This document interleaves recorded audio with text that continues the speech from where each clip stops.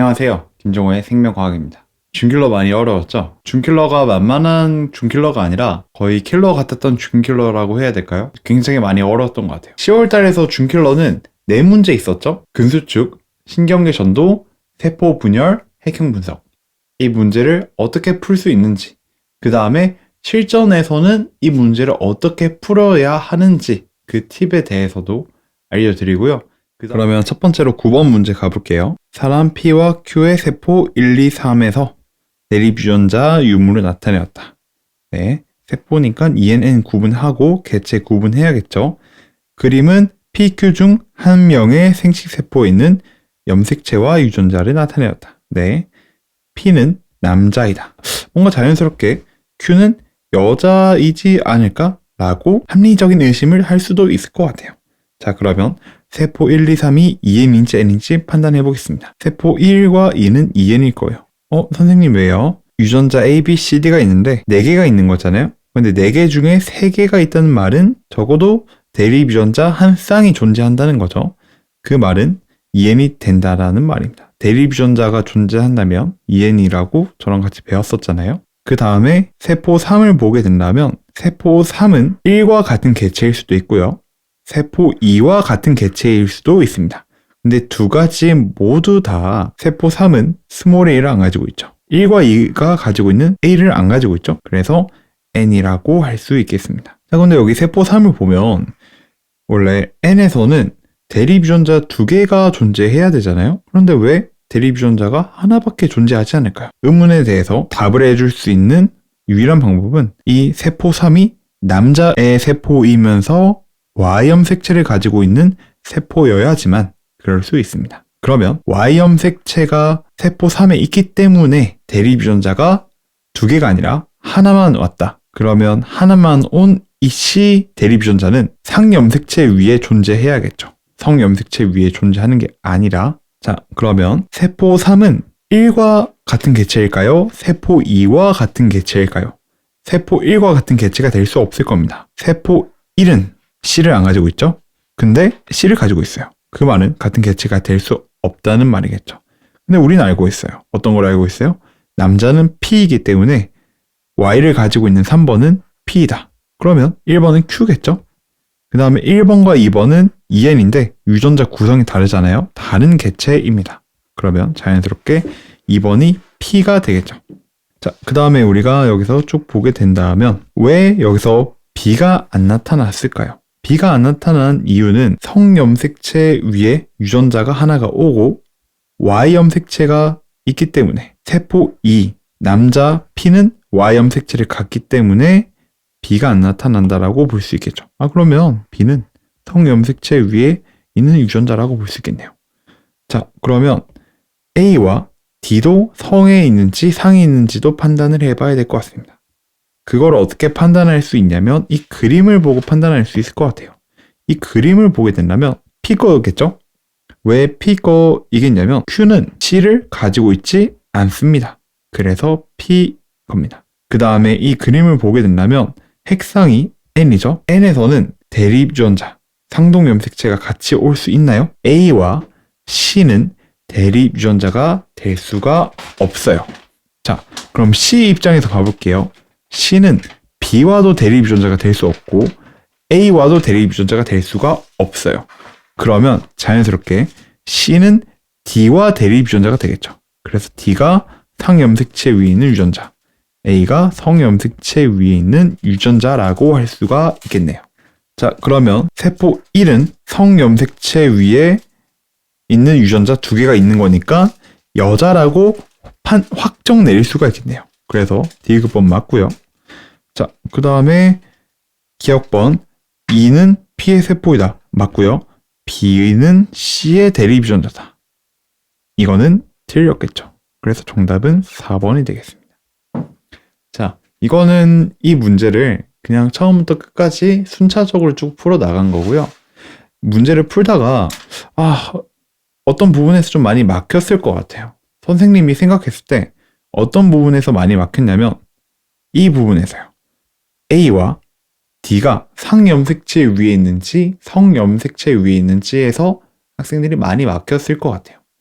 그러면 여기서 막혔을 때 뚫어나갈 수 있는 방법은 두 가지가 있을 것 같아요. 첫 번째는 뭐냐면 가설을 세우는 겁니다. A가 성염색체 위에 있다. 혹은 A가 상염색체 위에 있다. 라고 말하는 거죠. 자, 그래서 정답은 4번이고 9번 문제는 여기까지 하고 다음 문제. 다음은 11번 신경계 전도 문제입니다. 신경계 전도 굉장히 많이 어려웠죠? 한번 같이 풀어볼게요. A와 B는 D1, D2 위치. 그리고 A는 D1에 자극을 줬고 B는 D2에 자극을 주었다. 그 다음에 지점 1과 2에서의 막전이를 측정해왔다. 1과 2는 D1과 D2 중 하나다. 그 다음에 T1이 T2보다 시간이 더 짧다. 그 다음에 A가 B보다 속도가 더 느리고 네, 이렇게 쭉 나오네요. 그러면 우리는 여기서 어떤 걸 구해야 될까요? 1과 2가 D1인지 D2인지 구해야 될 것 같고요. 그 다음에 기억과 니은이 무엇인지 구해야 될 것 같네요. 자, 그러면 첫 번째 이거부터 1번과 2번 D1인지 D2인지 한번 구해 볼게요. 이거는 비교적으로 쉽게 구할 수 있을 것 같아요. 일단 기억과 니은은 마이너스 10 플러스 20 중에서 하나라고 합니다. T2일 때 한번 봐볼게요. T2일 때 B의 1은 마이너스 80이래요. B의 2는 기억이고요. 자, 우리는 신경계를 배우면서 그런 걸 배웠었어요. 자극을 준 지점으로부터 가까울수록 막전이 시간이 더 오래 진행되기 때문에 막전이 그래프에서 더 오른쪽에 위치한다. 마이너스 80은 여기에 찍히는 거죠. 기억은 마이너스 10일 수 있고 플러스 20일 수도 있지만 이 마이너스 80보다 오른쪽에 위치할 수는 없는 거죠. 이 기억은 어떤 경우에도 마이너스 80보다 왼쪽에 존재하게 됩니다. 그래서 B의 1번은 D2라고 할 수 있을 것 같아요. 자극을 준 지점을 말하는 거죠. 그러면 자연스럽게 2번은 D1이라고 할 수 있고요. D1, 이거 D2. 자, 그러면 1과 2가 D1인지 D2인지 구해봤고요. 기억과 니은을 구해야 됩니다. 여기서 학생들이 많이 막혔을 것 같아요. 기억과 니은이 마이너스 10인지 플러스 20인지 생각을 해도 한눈에 잘 안 보여요. 생각을 한다 해도 모르겠고 막히고 그래가지고 이 문제를 끙끙 붙잡고 있다가 시간이 많이 날아가서 뒤에 문제들은 좀 찍다시피 푼 학생들도 있을 것 같아요. 자, 그러면 그렇게 학생들이 좀 막히고 문제가 안 풀릴 때 어떻게 해야 되는지 설명을 해드릴게요. 어떤 학생은 바로 보여서 바로 풀 수 있지만 그렇지 않은 친구는 막혔을 때 가설을 해나가면 됩니다. 선생님, 가설이 뭐예요? 우리가 가정하는 거 있잖아요. 그거 말하는 거예요. 어떤 가설이냐면 기억은 마이너스 10일 수도 있고 플러스 20일 수도 있죠. 자, 그러면 기억이 마이너스 10이라고 해보고 문제를 한번 풀어보는 겁니다. 그랬을 때 모순이 만약에 없다면 그 가설이 맞는 거고 문제를 쭉 풀어나가면 되겠죠. 그러면 가설을 쭉 진행해 볼게요. A의 D2에서 마이너스 10 플러스 20이다. 그 말은 이 마이너스 10이 여기 왼쪽에 있다는 거고 플러스 20은 이쯤 아니면 이쯤에 있다는 거겠죠? 딱히 모순될 게 없죠. 그 다음에 여기 봐볼게요. 여기는 마이너스 10이 오른쪽에 있겠죠. 선생님, 왜 마이너스 10이 오른쪽에 있나요? 시점 T1과 T2 중에 그 시간이 더 긴 게 T2이잖아요. 시간이 더 길수록 막전 시간도 더 많이 진행되겠죠. 같은 지점에서. 그래서 마이너스 10이 플러스 20보다 더 오른쪽에 위치한다고 볼 수 있습니다. 플러스 20은 이쯤에 존재하겠죠. 이렇게 보니까 딱히 모순점이 없어요. 그러면 이 가설이 맞다고 생각하고 바로 문제를 풀어 나가면 됩니다. 문제를 풀어 나가 볼게요. 1은 D1이다. 틀렸죠? 1은 D2였죠. 니은은 플러스 20이다. 플러스 20 맞았죠?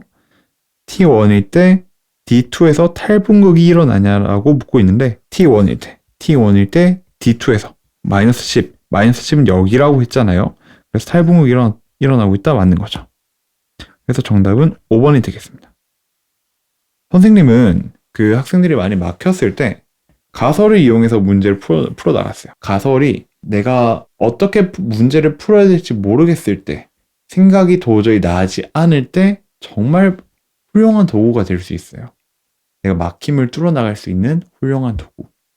그런데 가설은 단점이 있습니다. 가설은 모든 문제를 풀 수 있게 해주지만 그런데 시험을 보다 보면 시간이 모자란 상태에서 이런 문제를 보는 경우가 종종 있잖아요. 그러면 그렇게 시간이 촉박할 때 문제를 어떻게 풀 수 있는지, 어떻게 좀 빠르고 좀 정답을 맞출 확률이 높게끔 문제를 풀 수 있는지 한번 이야기해 보도록 할게요. 자, 그래서 11번을 정리하자면 11번은 기억과 니은을 판단하는 데 있어서 학생들이 많이 막혔을 거예요. 그때 우리가 어떻게 문제를 풀어나갈 수 있었죠? 네, 가설을 세워서 문제를 풀어나갈 수 있었죠? 가설을 어떻게 세웠냐면 기억이 마이너스 10이다라고 세우고 문제를 풀어나갔어요. 그랬더니 모순이 없었고 문제를 풀 수 있었죠. 그런데 선생님 여기서 그러면 플러스 20으로 가설을 세운다면 모순이 나타나나요? 네, 모순이 나타나게 됩니다. 그러면 플러스 20으로 했을 때 어떤 부분에서 모순이 일어나는지 여러분이 직접 해보시면서 공부를 했으면 좋겠습니다. 15번 골격근 문제 풀어보겠습니다. 15번 골격근 굉장히 많이 당황스러웠을 것 같아요. 한눈에 어떻게 풀어야 될지 보이지도 않고 너무 어렵다라는 감정이 앞섰을 것 같아요. 자, 이 문제를 한번 풀어보겠습니다. 여기 쭉 문제를 보니까 A, B, C가 있고 기억, 니은, 디귿 있고 몇 플러스 몇 뭐 이렇게 되어 있네요. 그 다음에 A와 B가 각각 2.4, 2.2. 자, 그러면 변화량 D는 몇인가요? 변화량 D. 변화량 D는 0.1이겠죠? 자, 그러고 여기 보면 C 같네요. 자, 이렇게 조건을 보자마자 C가 대충 몇이 나와야 되겠다라는 거를 판단할 수 있는 친구가 있을 수 있을 거예요. 혹은 여기 이 덧셈, 뺄셈 얘네들의 변화량이 몇이어야 되는지도 파악할 수 있는 학생이 있을 수 있을 거예요. 자, 예를 들어서 이런 거죠. 1 더하기 3, 2 마이너스 1. 0.8이고 2.1인데 얘네들이 변에서 C가 되어야 되잖아요. 그 말은 여기 0.8은 T2로 되면서 줄어들어야 되고 0.2는 T2로 되면서 늘어나야 된다는 거죠. 그런데 이 C가 0.8보다 클 수도 있지 않나요? 라고 말할 수 있어요. 근데 아쉽게도 그럴 수가 없습니다. 여기 변화량이 0.1이잖아요. 여기 기억, 니은, 디귿으로 사칙 연산을 했을 때 변화할 수 있는 값이 최대 0.3이에요. 최대 3D가 되겠죠. 최대. 그렇기 때문에 이 C가 0.8보다 커지게 되잖아요. 그러면 이 0.2에서 0.8보다 큰 값으로 될 수가 없습니다. 이런 어려운 생각을 머릿속으로 하는 친구가 있을 거예요. 그렇다면 C가 바로 0.5라는 게 바로 나오게 되겠죠. 0.5라는 게 바로 나오게 되고 얘네들의 변화량은 3D라고 나올 수 있겠네요. 그러고 이 빼기로 이루어진 것은 디귿, 여긴 니은, 그 다음에 이렇게 바로 채울 수가 있겠습니다. 그러면 A와 B도 채울 수 있고 문제를 바로 풀어 나갈 수가 있겠죠. 자, 그런데 이런 생각을 할 수 있는 학생이 과연 몇 명이나 있을까요? 현실적으로 이런 생각을 한 번에 할 수 있는 학생은 별로 없을 거라고 생각합니다. 만약에 그런 생각을 할 수 있었다면 정말 대단한 겁니다. 근데 저처럼 머리가 그렇게 좋지 않은 사람은 이런 생각을 못해요. 이 문제를 포기하라는 말이냐? 그 말은 아닙니다. 이런 문제를 어떻게 풀 수 있냐면 선생님이 매번 하는 이야기지만 가설을 이용해서 문제를 풀 수 있습니다. 쌤이 항상 말하는 거지만 막막할 때 우리는 그 막막함을 가설로 풀어나갈 수 있다. 자, 그럼 한번 가설로 풀어나가 볼까요? 우리가 모르는 거는 뭐냐면 1, 3, 2 얘네들을 모르고 C를 모르잖아요. 그죠? 자, 1, 2, 3을 모르기 때문에 그냥 하나하나 바로 대입해보면 될 것 같아요. 하나하나 가설 세워보면 될 것 같아요. 1이 뭔지 모르겠지만 기억과 니은이라고 해보자. 그럴 때는 말이 될까? 그러면 C가 0.8이 나오잖아요. 0.8 니은 디귿 여기 2번은 디귿이죠. 이랬을 때 모순이입니다. 모순이 생겨요. 어떤 거냐면 여기 2 빼기 1은 디귿 빼기 기억이기 때문에 변화량이 D죠. 근데 변화량이 0.1인데 0.2에서 0.8로 될 수 있을까요? 그러지 못합니다. 자, 그렇기 때문에 이 가설은 모순이기 때문에 틀린 거고요. 그럼 기억과 디귿. 그러면 이렇게 되겠죠? 이랬을 때도 말이 되지가 않습니다. 자, 이렇게 하나하나 가설을 하다 보면 자연스럽게 여기까지 가게 되겠죠. 디귿, 기억, 니은, 디귿. 그랬을 때 문제를 풀 수 있을 것 같아요. 0.5, 0.5. 디귿과 기억을 더했을 때 0.8에서 0.5로 되는 거는 T2일 때가 수축이라는 거죠. T1일 때가 E1이라는 거고, 그럼 여기 0.4, 2점이겠네요. 시간이 많이 걸리는 거는 어쩔 수 없는 것 같습니다. 그래도 가설을 이용한다면 시간이 좀 걸린다고 한들 문제는 다 풀 수 있는 거죠.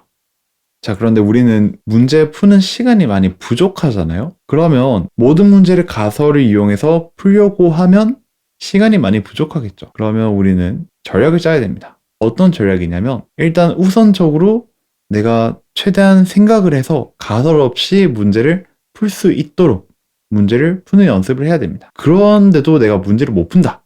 그때 가설을 해야 돼요. 그래서 첫 번째로 발상을 통해서 문제를 풀기. 그냥 발상을 이용해서 문제를 푸는데 그게 안 되면 가설을 이용해서 문제 풀자는 거죠. 발상을 통해서 문제를 풀었을 땐 시간이 굉장히 단축되겠죠. 하지만 이 발상은 컨디션에 영향을 많이 받습니다.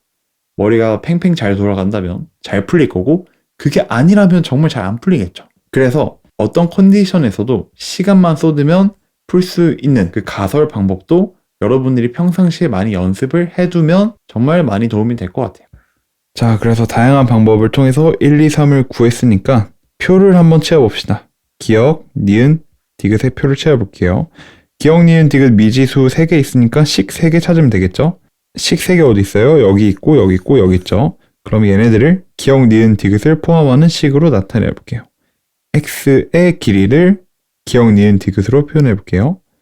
2 기억 플러스 니은 플러스 디귿이 x의 길이죠. 이게 t1일 때 2.4 그리고 t1일 때 1 플러스 3은 0.8 1 플러스 3은 기억 플러스 디귿이겠죠. 0.8 그 다음에 니은 마이너스 디귿은 0.2 이거 연립방정식 풀어서 기억 니은 디귿 구해볼게요. 자, 이거를 하게 된다면 기억 플러스 니은은 1.0이 나오죠.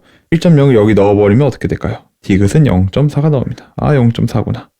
자, 이 0.4를 여기 넣어버리면 어떻게 될까요? 니은은 0.6이 나오겠죠. 근데 기억 플러스 니은은 1.0이기 때문에 기억은 0.4가 나옵니다.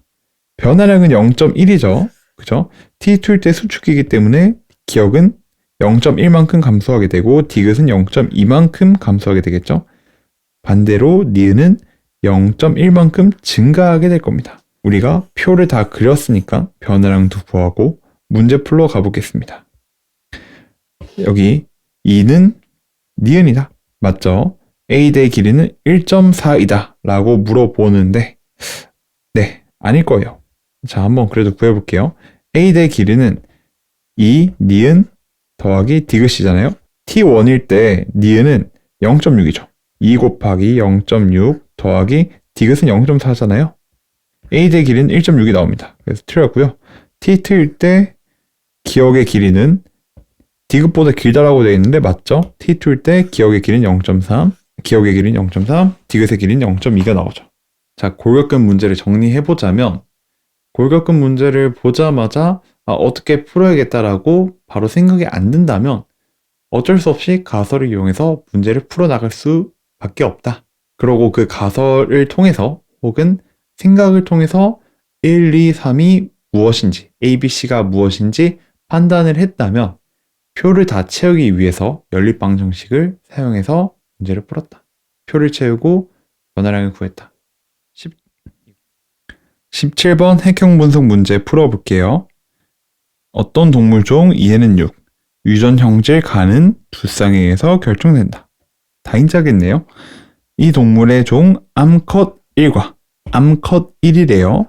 수컷 2의 세포 가나다라 각각에 있는 염색체 중 X 염색체를 제외했대요. 이거 중요하죠. X 염색체를 제외했다. 그리고 두 개는 1의 세포, 나머지 두 개는 이의 세포라고 합니다. 기억, 니은, 디귿, 리을은 A, B 중에 하나라고 하니까 이것도 매칭시켜 봐야겠죠? 자, 해경 분석이 나오면 성별 구분하고 개체 구분해야 됩니다. 일단 달을 보면 남자라는 게 바로 나옵니다. 자, 이거를 사람이 아니니까 수컷이라고 할 수 있겠죠. 수컷. 자, 왜 수컷이라고 할 수 있나요? 여기 보니까 상동 염색체가 존재하는데 이 친구만 상동 염색체가 안 보이죠. 왜 안 보이죠? X 염색체를 제외했기 때문이죠. 얘가 Y 염색체이고요. 자, 그러고 라를 보게 되니까 얘는 6인데 왜 염색체 두 개가 없죠? 그 말은 얘가 암컷이기 때문에 그래요. X 염색체 두 개가 제외되었다라고 볼 수가 있겠죠. 자, 그러고 암컷 개체 같은 경우에 이 염색체에는 디귿 유전자밖에 없잖아요. 그런데 가를 보게 되면 기억 유전자가 존재하는 똑같은 크기의 염색체가 존재합니다. 이것은 라와 같은 개체가 될 수가 없겠죠. 그 말은 1번 개체가 될 수 없다. 그러면 가는 2번 개체가 돼야겠죠. 그러면 자연스럽게 수컷이 되게 됩니다. 수컷이 됩니다. 가는 기억을 갖고 있기 때문에 다에 여기에는 기억이 있다고 판단을 할 수가 있겠죠. 자, 자연스럽게 암컷 두 개, 수컷 두 개니까 나가 1번의 암컷이 되게 되겠네요. 오케이. 그럼 여기 니은이 채워지겠고요. 자, 그러면 봐봅시다. 수컷은 스몰 a를 갖고 있대요. 아, 그러면 이 니은이 스몰 a겠네요. 니은이 스몰 a. 니은이 스몰 a. 나와 라가 같은 개체잖아요. 여기 이 염색체를 보면 디귿 B를 갖는다. 그러면 디귿 라지 B겠네요. 리을은 A와 대립 유전자이기 때문에 라지 A가 되겠네요. 라지 A가 된다. 그럼 남은 기억은 뭘까요? 스몰 b겠죠? 자, 그러면 스몰 b가 어디 있죠? 네, 여기 스몰 b. 그 다음에 라지 B. 유전자형을 좀 쓰자면 1번은 라지 A, 스몰 a, 라지 B, 라지 B. 2는 스몰 a, 라지 B, 스몰 b가 되겠네요. 그럼 문제 풀어봅시다. 가는 1의 세포이다. 가는 1의 세포 아니죠. 디귿은 B이다. 디귿 B 맞죠? 그 다음에 아니죠. 정답은 2번이 되겠습니다. 가설 쓸 필요도 없이 논리적으로 하나하나 따지다 보면 금방 풀 수 있는 문제였다라고 판단을 할 수 있을 것 같고요. 자, 여러분 그러면 준킬러 문제를 한번 정리를 해볼게요. 준킬러 문제를 풀면서 막혔을 때 그 막막함을 어떻게 뚫어나갔죠? 네, 그 막막함을 우리는 가설을 이용해서 뚫어나갔습니다. 그 가설을 굳이 매번 사용하지 않았어도 됐어요. 어떻게 풀어야 될지 생각이 났다면 그대로 풀면 돼요. 하지만 막막했다면 가설을 사용했다. 막막하다면 가설을 사용하자 라고 생각해 주시면 좋을 것 같습니다. 저는 여러분들이 이 영상을 보면서 한 가지 가져가셨으면 좋겠어요. 바로 막막할 때 가설을 써보자는 겁니다. 우리가 막막할 때 해결해 나갈 수 있는 방법이 여러 있겠지만 그 중에서 저는 가설이 좀 많이 괜찮은 방법이 아닌가, 가장 좋은 방법이 아닌가라고 생각을 합니다. 그러면 여러분이 가설이 마음에 들고 가설을 이용해서 막막함을 뚫어나가고 싶어 하시다면 제가 만든 영상을 보면서 어떻게 가설을 해야 되는지, 어떤 타이밍에 가설을 해야 되는지 배워가시면 좋을 것 같네요. 그러면 준킬러 풀이는 여기까지 하도록 하고요. 여러분 꼭 복습하고요. 복습을 해야지 오늘 공부했던 내용이 여러분께 됩니다. 그러면 여러분 다음 시간에 만날게요. 안녕.